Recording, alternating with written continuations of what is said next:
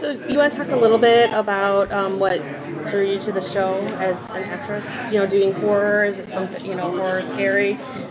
Well, on the page, it's more. I wouldn't say horror, and I know that that's kind of the genre of what this weekend is about. But when I read it on the page, I thought it was completely intriguing. I couldn't wait to read page after page. And when I knew that Terry O'Quinn was signed on, I knew immediately that he was phenomenal, and we would visually make a great pairing to really show a power couple of New York. And then when I heard the rest of the ensemble was cast, it all felt right. I mean, we actually shot it, shooting in New York, knowing that it's going to be a New York show. We give it that grounded, gritty elegance, very similar to how I see it is the Madoffs. Everyone wanted to be them.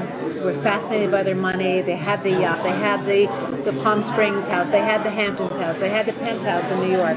Nobody knew how they, what they were doing with the money and with other people's money. And you could call him pure evil, and a lot of people wished him dead. But that's the kind of power couple I think that Olivia and Gavin represent in New York. Live in a landmark building which everybody aspires to live in. Our young couple gets in it, can't believe that they've got such an amazing gig in this fantastic place. And but there's a price to pay for everything. So it's about power. It's about greed. It's about promise. It's about temptation. All the things that are relevant and always relevant. So not that different from Desperate Housewives.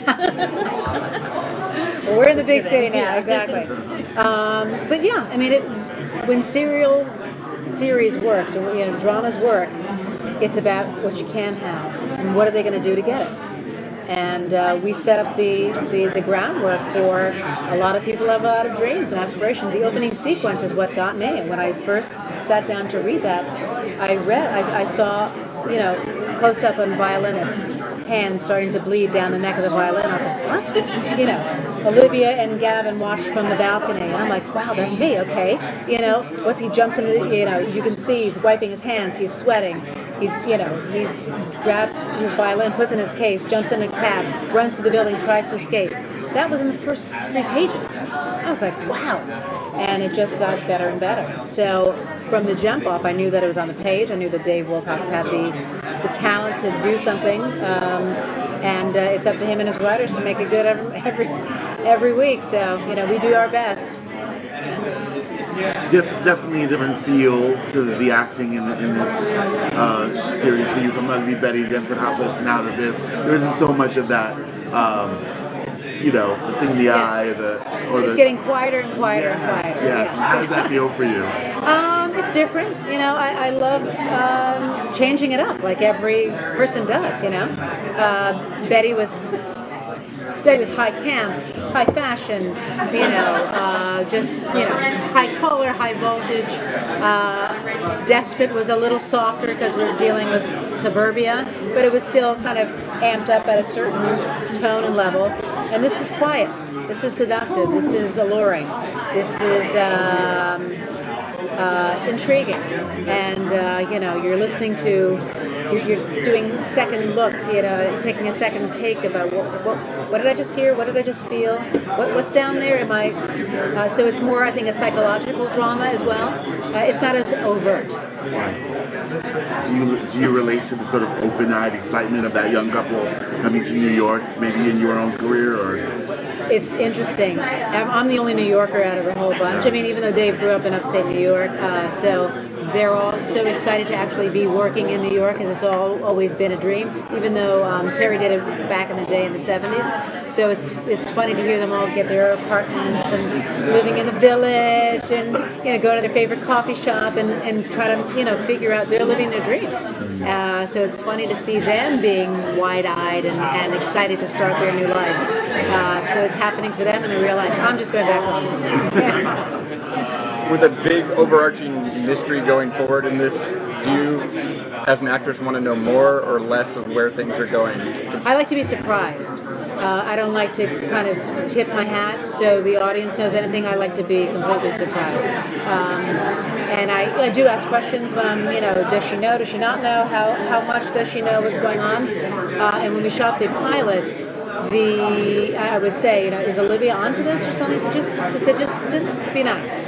Just be nice. So I said, okay, I'll be nice.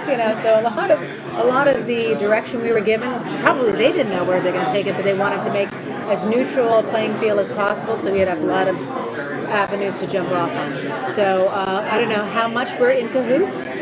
I don't know if she's just playing the mafia wife and she knows that he's doing stuff like Ruth Madoff knew nothing, that kind of thing, or whether they're really two peas in a pod and they're strategizing to get this couple to realize their dreams.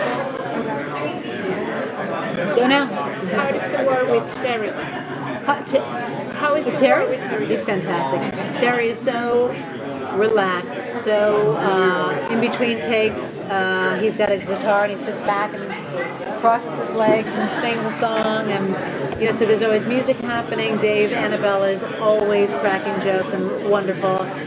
Rachel is a phenomenal young gifted actress who is from Tasmania, which I always tease her about because everyone thinks she's not from Australia, she's from Tasmania, but she is from a rough spot in the world where not a lot of things survive. So she's she's got that fight and that bite that I think works perfectly for the character. So we got a nice, strong, varied cast. Yeah. Chemistry with your leading man.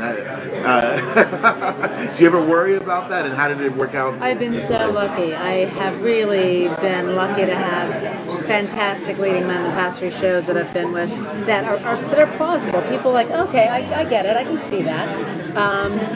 He's formidable, he's strong, he's relaxed, and you could see a woman like Olivia being attracted to him, and you can see them being married.